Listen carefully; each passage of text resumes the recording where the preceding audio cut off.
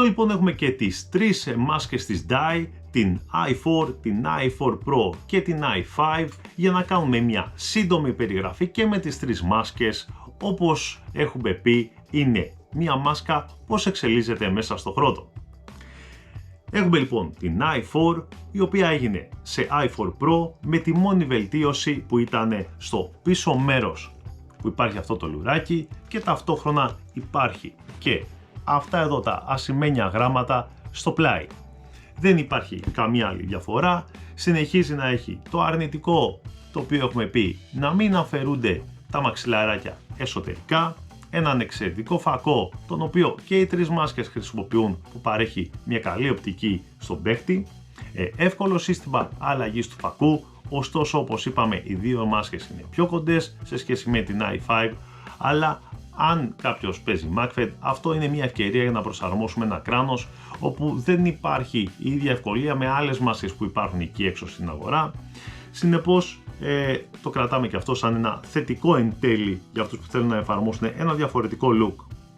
Η i5, εν αντιθέσει με τις άλλες δύο, έχει ένα μεγαλύτερο μήκος στο μπροστά μέρος, μια μεγαλύτερη κάλυψη, εξαιρετικό λουράκι πίσω για την προσαρμογή στο κεφάλι του παίχτη, διαφορετικό σύστημα ως προς την απελευθέρωση, καθώς δεν έχει το κουμπάκι που πατάγαμε και πιέζαμε προς τα μέσα, έχει ένα κουμπάκι στο πάνω και στο κάτω μέρος, ίδια όμως φιλοσοφία, πάλι θα πιέσουμε προς τα μέσα, αλλά έχουμε την εξαιρετική αναβάθμιση που αφαιρούνται τα δύο μαξιλαράκια στο πάνω και στο κάτω μέρος, και μια μικρή λεπτομέρεια, αυτό εδώ το υφασμάτινο κάλυμα που υπάρχει για το λουράκι στο σαγόνι του παίχτη.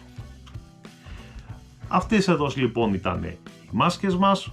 Να αναφέρουμε μια μικρή λεπτομέρεια, ότι η μάσκα της Dye, η i5, έρχεται με μια πολύ καλύτερη θήκη σε σχέση με τις άλλες δύο που έρχονται με μια απλή θήκη. Εδώ λοιπόν ολοκληρώνεται το πρώτο μας βίντεο για το πώς μια μάσκα εξελίσσεται μέσα στο χρόνο.